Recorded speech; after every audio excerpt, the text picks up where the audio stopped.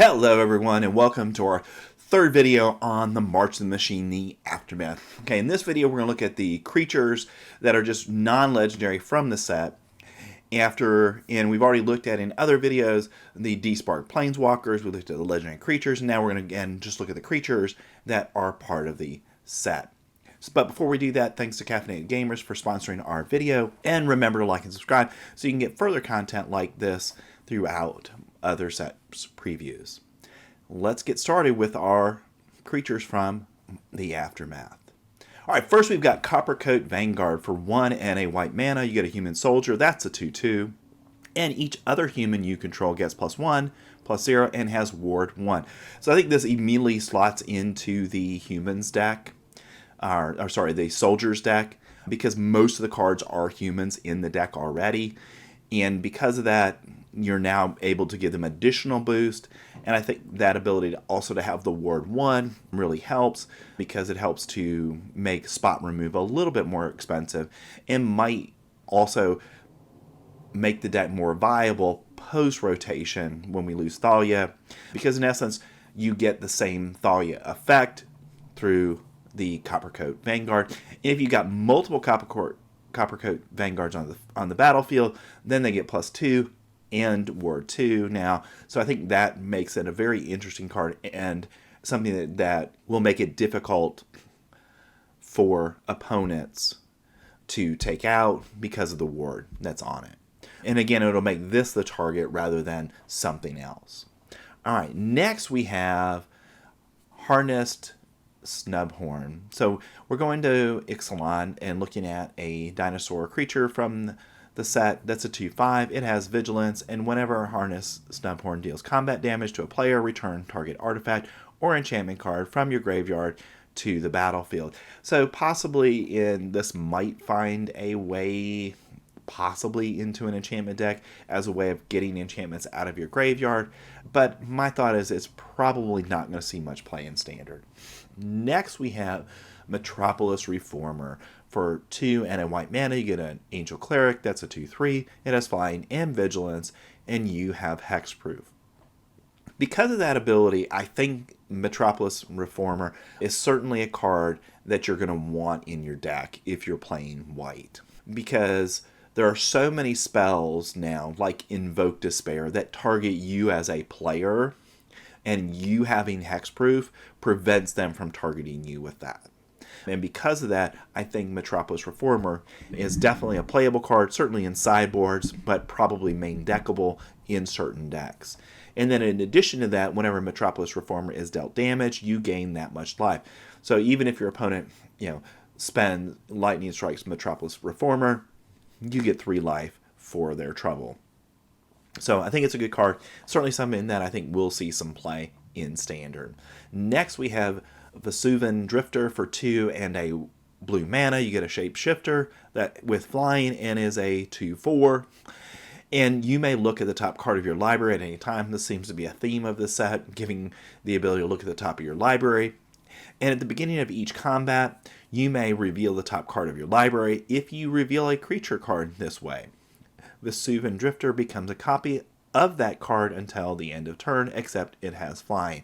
So I think this is potentially one of the more powerful cards from the set, because that ability to look at the top card at any time, so you're going to know what's there. So you're only going to reveal a card that is going to be better in terms of its abilities and or power and toughness than Vesuvian Drifter already is. So because of that, you're only going to get an advantage when you do that. So I think because of that, this is definitely Standard playable. Again, it's just a matter of finding the right deck to put it in to make it work. Next we have Ayara's Oathsworn. For 1 and a black mana, you get a 2/2 human knight with menace. And whenever Ayara's Oathsworn deals combat damage to a player, if it has fewer than 4 +1/+1 counters on it, put a +1/+1 counter on it. Then, if it has exactly 4 counters on it, search your library for a card, put it into your hand, then shuffle.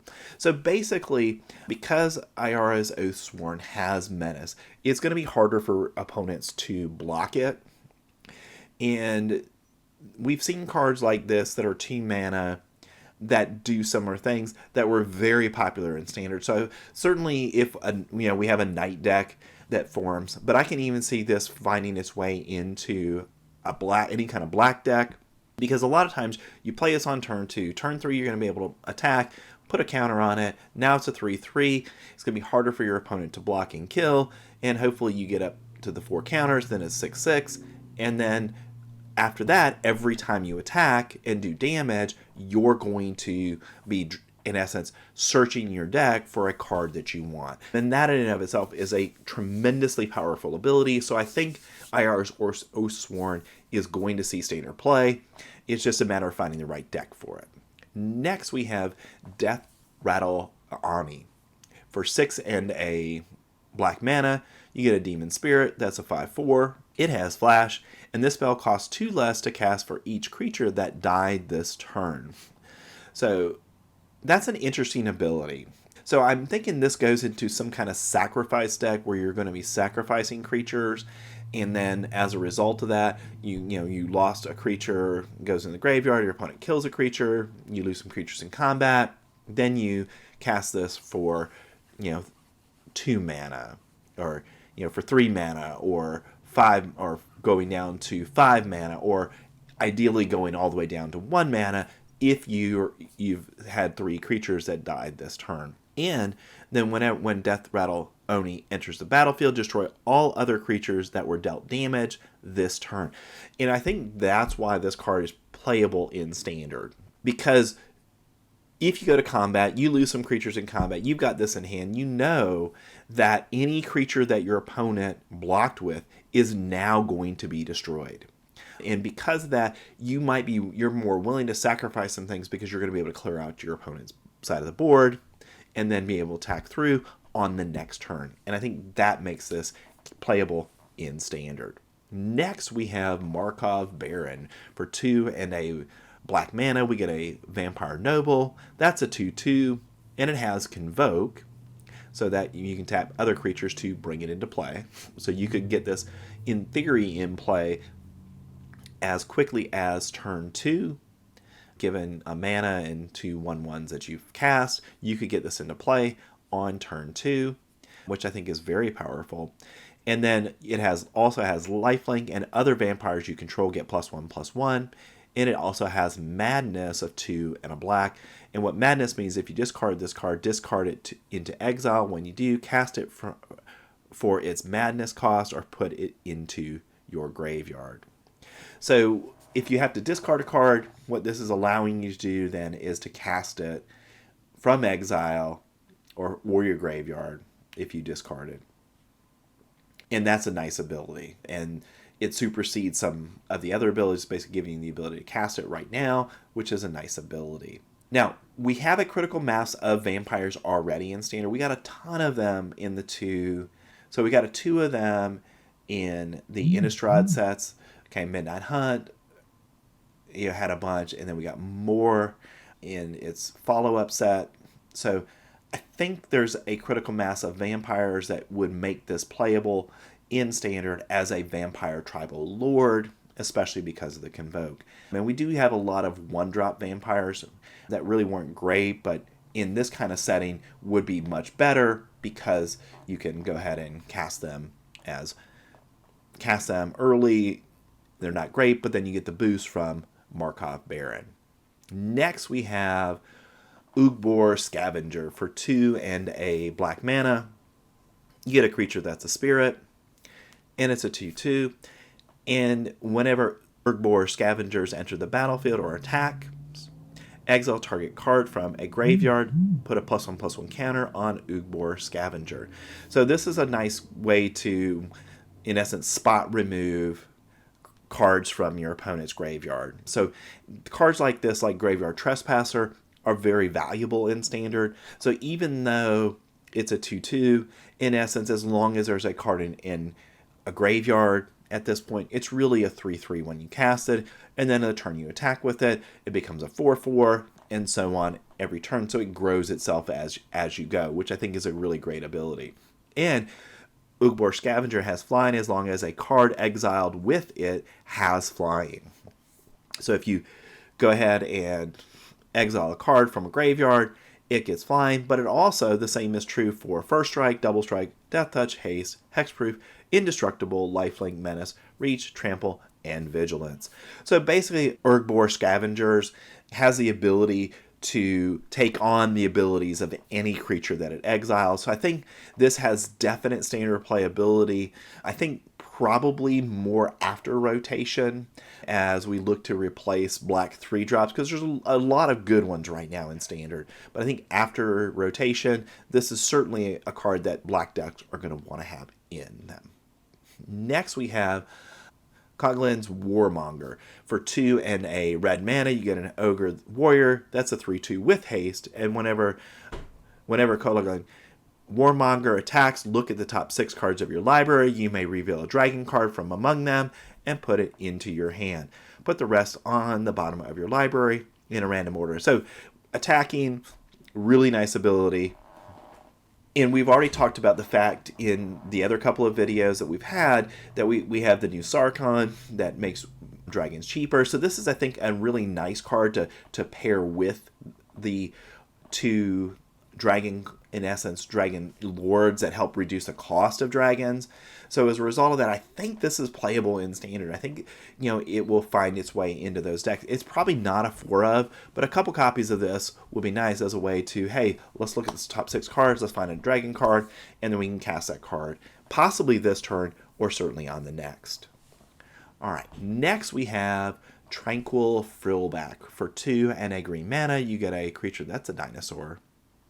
And when Tranquil Frillback enters the battlefield, you may pay a green mana up to 3 times. When you pay this cost 1 or more times, choose up to that many of the following. So destroy a target artifact or an enchantment, exile target player's graveyard, or you gain 4 life. So really this is a card that is pumpable to get effects that you want. And again, when you pay this cost 1 or more times, choose up to that many. So you can do all 3 of these at one time if you want to. So I think this card is certainly a sideboard card in any green deck because of the flexibility of what it's doing. And because of that, I think you'll see it in standard. Next, we have Gold Forged Thopteryx. For a white and a blue mana, you get a Dinosaur Thopter. It's a 1/3. It has flying and it has lifelink. And each legendary permanent you control has Ward 2. So we've seen a bunch of legendary decks over the last year in standard. We got the Esper deck, we've got a Mardu version forming now, and we've got some other versions that are forming around different cards from March of the Machine. So I think this has a place in standard as simply a card that offers protection to all your legendary spells. So it's going to make it a little bit harder, again, for them to be destroyed by the use of something like Go for the Throat or Cut Down. And I think that makes it very playable in standard. So I think we might see a couple copies of this find their way into the Esper Legends deck, or the Mardu Legend or the Jund Legends decks that are out there. And that's a look at the creatures from March of the Machine, the Aftermath. We talked about a lot of cards so far, a lot of good cards. And the thing I have to say most is there aren't many cards that are just like, there's no chance that this is ever going to see play. So I think from that standpoint, it's a pretty good set for us to use. And I'm excited to get a hold of some of these cards and get them into my decks and play them. So special thanks to Caffeinated Gamer for sponsoring this video. Remember to like and subscribe. And we'll be back with a couple more March of the Machine, the Aftermath spoiler videos where we'll look at enchantments, and then we'll also look at the instants and sorceries from the set. I'll see you next time.